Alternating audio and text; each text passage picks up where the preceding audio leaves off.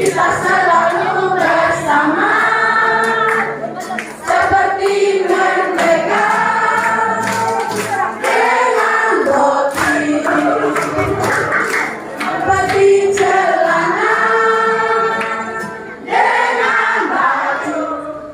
Kepada semua pengasuh, kepada semua papa mama, pendidik, guru-guru, saya mau berbagi ini. Mendidik anak itu tidak pernah susah, tidak pernah sulit. Begitu pula kalian besok. Anak-anak, Bapak tanya. Suatu hari nanti kalau kalian sudah besar, mau menikah nggak? Punya keluarga tidak? Jadi kalau sudah menikah, berkeluarga, kalian disebut apa? Nah, siang-siang, coba kalau tanya dulu pada kalian, mendidik anak itu susah atau mudah? Susah. Masa? Bila tahu, pertanyaannya, mendidik anak itu mudah atau susah?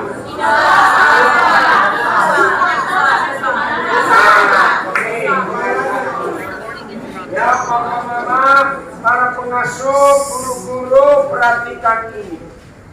Ternyata Tuhan memberi kita sebuah cara mendidik anak itu tidak susah, tidak sulit. Nah, begitu pula papa mama yang ikuti di rumah, via Zoom, Instagram, Facebook. Yang belum punya anak pun siapkan diri. Mengapa saya berani berkata mendidik anak itu tidak susah, tidak sulit? Karena anak-anak hanya memerlukan contoh. Kata ini, anak-anak hanya memerlukan contoh. Bukan diajar, bukan itu contoh. Jadi kalau kita ingin anak-anak kita jadi yang benar, yang baik, maka kita di rumah sebagai papa mama harus memberi contoh. Nah, begitu pula besok kalau kalian dewasa, lalu menikah dan punya anak. Ingat firman Tuhan hari ini. Mendidik anak itu tidak susah, tidak sulit. Karena anak-anak hanya memerlukan apa? Contoh. Suruh doakan orang sakit sering. Doakan ini sering. Tapi doakan anak teriak-teriak. Aneh nggak rasanya? Aneh. Nah, pas saya sudah tutup mata, mau berdoa, atau Roh Kudus bicara kepada saya, jangan doakan anaknya, doakan mamanya. Hah? Kenapa doakan mamanya? Nah, ternyata Roh Kudus beritahu, mamanya suka teriak-teriak. Jadi kalau panggil orang di depan dia, hoi! Kenapa kamu tertawa? Ya, karena mamanya suka teriak-teriak, maka anak itu bagaimana? Menonton. Dikit-dikit teriak-teriak, dikit-dikit teriak-teriak. Mama, papa yang melakukan apa saja, baik maupun tidak baik, mama papa mengerjakan apa saja, salah ataupun tidak salah, anak-anak melihat. Nah, saya ingin pesan kepada semua pengasuh, papa mama, para pendidik, saya pesan, jangan banyak cerewet kepada anak-anak, tapi berikan contoh lewat hidup. Contoh lain, mama papa nggak usah marah-marah, nggak usah teriak-teriak kalau anak-anak nggak mau ibadah. Nggak usah. Tunjukkan papa mama pun hidup rajin untuk beribadah, nanti anak-anak ikut. Justru kalau kita papa mama melakukan A dan anak-anak melihat, tapi kita perintahkan anak-anak buat B, misalnya, maka anak-anak nggak akan ikut. Kenapa? Tadi perintahnya A, kenapa sekarang suruh buat B? Nah, itu loh hidup ini. Nah, jadi saya pesan kepada semua pengasuh, kata-kata pembimbing, para pendidik, selalu berikan contoh.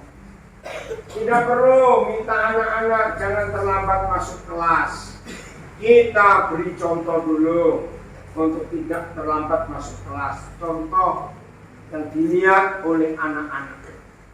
Maka anak-anak pasti akan baik. Tapi ini ya, saya ingin pesan kepada para pengasuh, kata-kata pembimbing, para pendidik. Usahakan kakak-kakak pengasuh, para pembimbing, pendidik punya waktu secara khusus 10 menit kurang lebih. Ya, anak-anak kalian harus jujur ya kepada para mama papa pengasuh, kakak-kakak pembimbing, kalian harus jujur. Waktu kalian masih kecil di rumah, pernah mengalami apa yang tidak baik?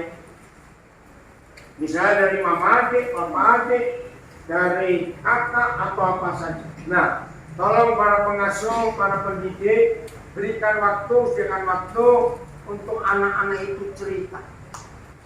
Jadi termasuk Pak Romi, Mama Nova yang baru bergabung juga, kalau minta Papa Daniel, Mama Ruth punya waktu walaupun tidak tinggal langsung dengan anak-anak ini, punya waktu untuk menceritakan, untuk mendengar anak-anak ini waktu masih kecil punya pengalaman jelek apa dari orang-orang yang lebih dewasa dari mereka.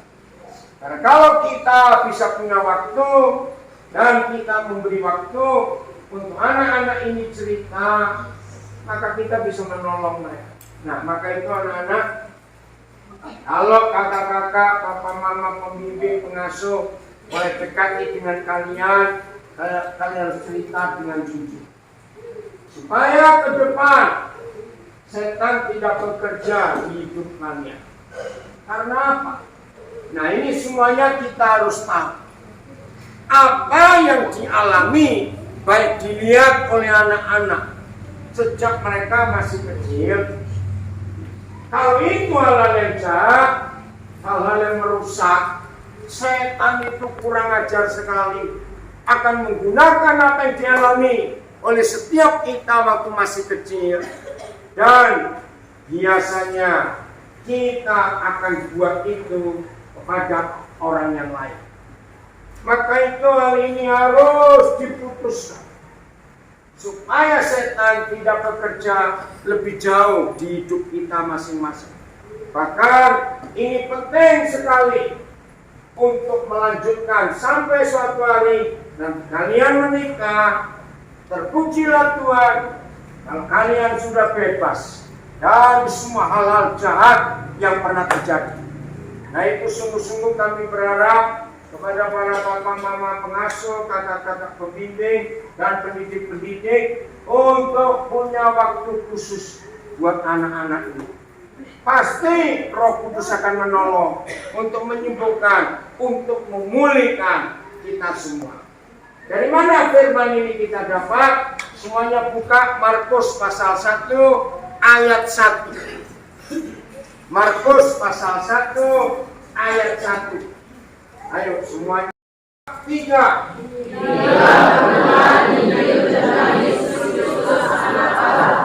Jelas sekali Markus menulis Injil Markus itu adalah Injil tentang Yesus Kristus anak Tuhan. Jelas gak ayatnya ini? Jelas? Saya tanya, jelas gak? Jelas. Bahwa Injil tentang siapa? Loh, ayo tanya jelas. Injil tentang siapa? Yesus Kristus anak Tuhan. Berarti mulai ayat 2, ayat 3, pasal 2, pasal 3 itu bicara tentang siapa? Tentang Tuhan Yesus. Karena itulah permulaan Injil. Tapi aneh. Lihat ayat 2. Markus langsung berbicara tentang siapa? 1, 2, 3. Seperti yang tertulis dalam kitab Yesaya, lihatlah, aku hidup bersamamu mendahului engkau, dia akan menceritakan jalan bagimu. Nah, bagi yang belum tahu, hari ini diberitahu. Ternyata permulaan Injil tentang Yesus Kristus anak Tuhan itu harus dimulai dengan pelayanan Yohanes Pembaptis. Januari 1978 saya mendapat pewahyuan ini. Saya kaget. Mengapa permulaan Injil tentang Yesus Kristus tapi yang disebut pelayanan Yohanes Pembaptis? Wah, ini luar biasa. Ternyata Injil Tuhan Yesus tidak akan sampai kepada siapapun juga manusianya itu kalau tidak ada pelayanan Yohanes Pembaptis yang mempersiapkan jalan bagi Tuhan, supaya jalan raya bagi Tuhan, bagi Injil itu masuk. Nah, sekarang kita lihat Yesaya 40 mulai ayat 3. Ada apa pelayanan Yohanes Pembaptis? Yesaya 40 mulai ayat 3. Jangan kita baca ya. Yesaya 40 mulai ayat 3. Kita lihat. Nah, maka itu para pendidik, para pembimbing, hamba-hamba Tuhan, mama papa pengasuh, Yesaya 40 ayat 3. Kita baca 1, 2, 3. Ada suara yang berseru-seru, bersiaplah daripada gurun mendapat Tuhan, luruskanlah daripada belantara dan raya bagi Allah. Secara fakta, jalan hidup manusia ini lebih banyak yang lurus atau banyak yang bengkok? Nah, ini pelayanan Yohanes Pembaptis. Persiapkanlah jalan bagi Tuhan yang akan datang, itu Tuhan Yesus. Luruskan jalan itu. Itu suara yang mendahului Injil Yesus Kristus. Dan itu luar biasa. Ayat 4. Nah, bagi yang belajar psikologi supaya tahu mengapa dalam dunia psikologi manusia itu karakternya dibagi 4. Ya, melankolis, kolerik, flagmatis, apa satunya? Sanguin. Nah, ternyata dari ayat 4 Yesaya 40 ini literatur tertua, ya saya ulangi, literatur tertua yang pernah ditemukan oleh manusia. Bagaimana manusia membagi 4 besar karakter umum manusia. Ayat 4 per kalimat. 1, 2, 3. Semua. Setiap apa harus ditutup. Nah, orang yang melankolis bentuk jiwanya seperti lembah. Orang yang minder, orang yang selalu berkata aku jelek, aku nggak bisa, aku kotor, aku begini, aku begitu, selalu ke bawah, merendah. Nah, Tuhan nggak suka karena semua manusia itu diciptakan serupa dan segambar dengan Tuhan. Betul atau tidak? Tapi setan merusak, dibuat minder. Ya, susah memang dibendung. Tolong perhatikan para orang tua, pengasuh, ya pembimbing, susah dibendung.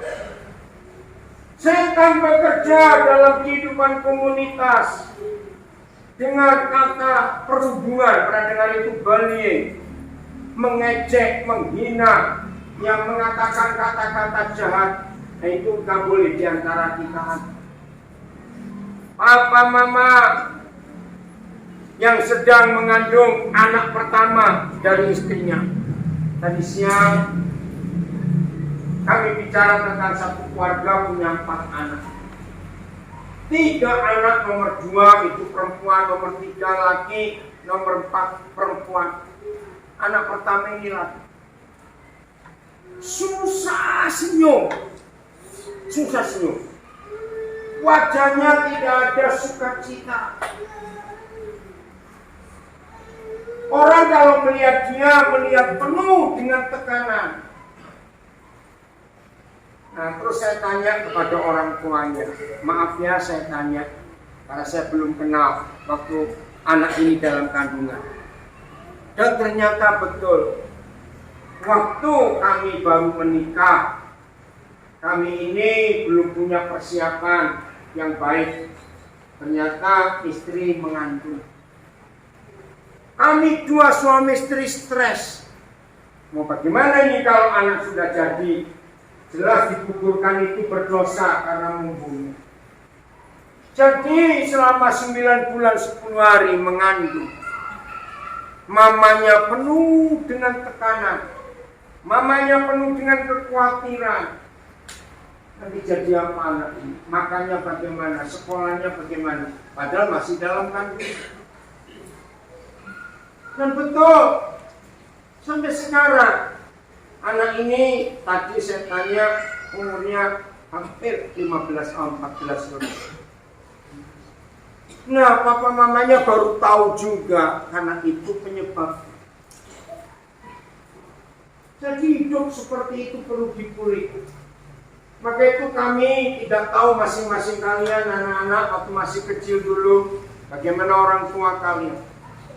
Nah, harus ditimbun, diangkat hidupnya yang melankolis, yang seperti lembah.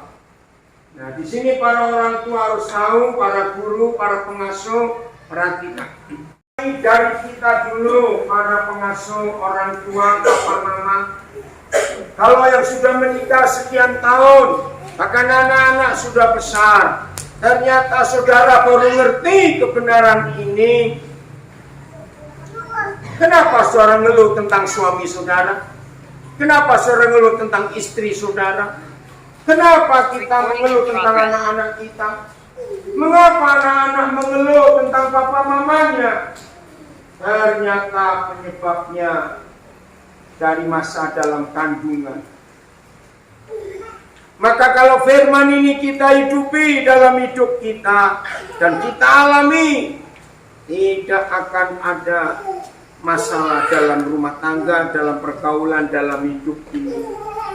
Maka itu para pengasuh, pendidik, guru-guru, papa mama, izinkan Roh Kudus menerangi hati kita. Ada apa waktu kita masih di dalam kandungan mama? Ada apa waktu kita masih kecil? Terpujilah Tuhan kalau Tuhan menyembuhkan kita semua mulai hari ini, maka kita bisa menyembuhkan anak-anak kita ini. Anak-anak, Bapak berharap setelah selesai ibadah ini, kalian betul-betul harus ketemu dengan siapa yang kalian lebih suka bicara. Papa, mama, pengasuh, kakak-kakak, para pendidik.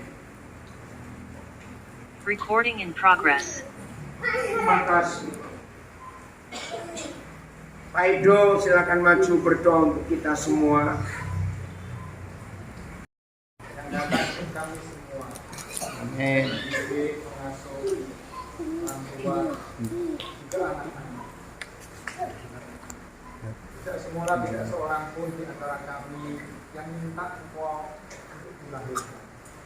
Tapi oleh karena kemurahan-Mu dan karena kebaikan-Mu, terutama karena rencana Engkau, Engkau membuat kami lahir di muka bumi. Apapun karakter dasar kami itu, yang sejak di dalam kandungan yang terbentuk, tetapi firman-Mu sanggup mengubahkan. Itulah sebabnya kami mencintai firman. Itulah sebabnya kami menyukai dan suka merenungkan firman-Mu.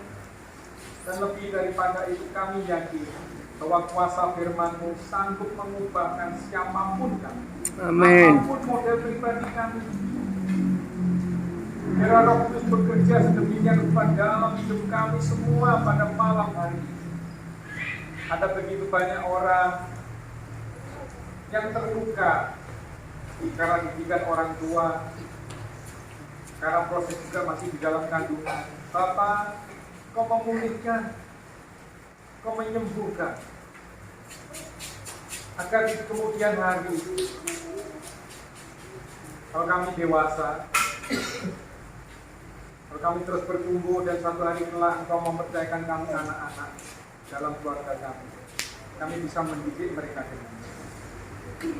Kami bersyukur untuk kebaikan-Mu ada ibadah malam hari ini. Dalam nama Tuhan Yesus. Amin.